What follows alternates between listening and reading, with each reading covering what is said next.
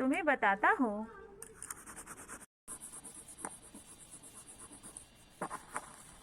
मैं देखता हूँ तुम रोज इसी साफ लोटे को रगड़ रगड़ कर धोते हो, ऐसा क्यों? मैं भी तुम्हें इस लोटे के द्वारा यही बताना चाह रहा था कि हमारी साधना भी ऐसी ही होनी चाहिए। जैसे हम लोटे को रोज धोया करते हैं, वैसे ही हमारी साधना भी रोज हो तो ही लाभ होता है। अच्छा भाई, आज से मैं भी इस बात पर ध्यान दूंगा। ॐ भूर्भुवः स्वः तत्सवितुर्वरेण्यं भर्गो देवस्य धीमहि धियो यो नः प्रचोदयात्।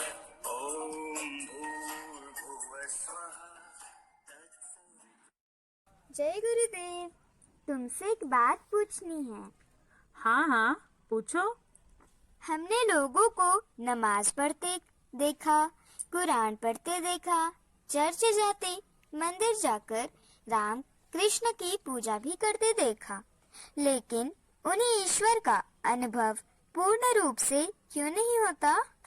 क्योंकि मेरे अनुभव में सत्य तो यह है कि लोग ईश्वर को मंदिर मस्जिद तक ही मानते हैं, पर मेरा विश्वास तो है कि ईश्वर सब जगह है। इस भाव को अपने अंतर मन में रखकर हम अगर अपने जीवन के हर कार्यों में ईश्वर की अनुभूति के साथ समर्पित भाव से नियमित उस कार्य को ईश्वरीय भाव से करें तो हमें उसका पूर्ण लाभ मिलता है। अगर मैं मंदिर जाकर पूजा नहीं कर पाता तो जो कार्य कर रहा होता हूँ उसी में रोज उनका पूरे भाव से ध्यान कर लेता हूँ।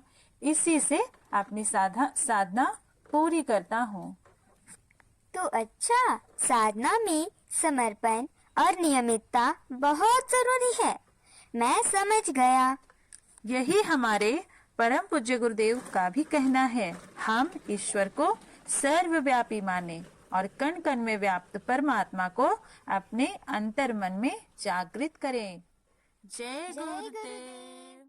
कार हमने परमहंस जी के पूरे जीवन से यह जाना कि कैसे कोई धर्म संप्रदाय अलग नहीं, सिर्फ पद्धति अलग है, लेकिन जो सभी जगह आवश्यक है वह है हमारी समर्पित भावना और साधना में निरंतरता।